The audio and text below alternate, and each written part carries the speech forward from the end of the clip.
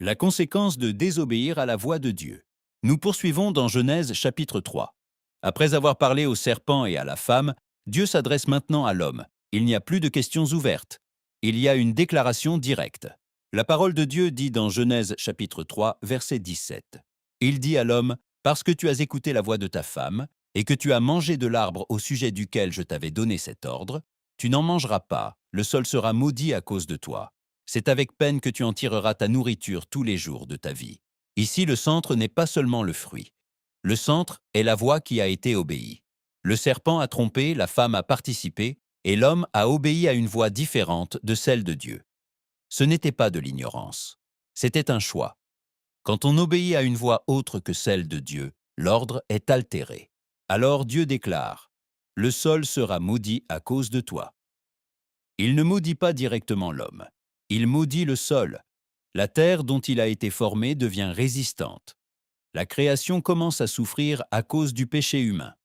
Le péché n'affecte pas seulement l'individu. Il atteint son environnement, son travail, sa subsistance.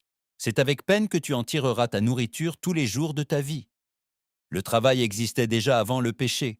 L'homme cultivait déjà. Ce qui change, c'est l'expérience. Là où il y avait fluidité, il y a maintenant effort.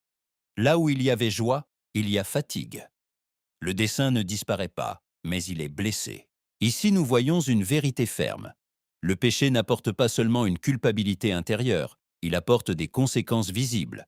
Il affecte la relation avec Dieu, la terre, la provision, la stabilité.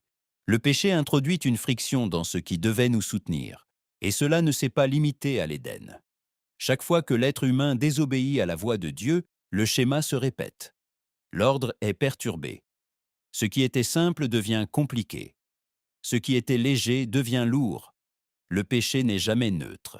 Mais la sentence n'est pas la fin. Le même Dieu qui déclare les conséquences est celui qui a annoncé la rédemption.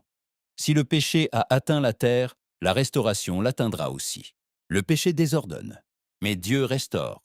Si aujourd'hui tu reconnais avoir désobéi à la voix de Dieu, ne demeure pas dans le désordre. Ne reste pas seulement dans la conséquence. Reviens à Dieu avec un cœur sincère. La restauration commence lorsque nous décidons de revenir à Dieu. L'écho de la voix de Dieu.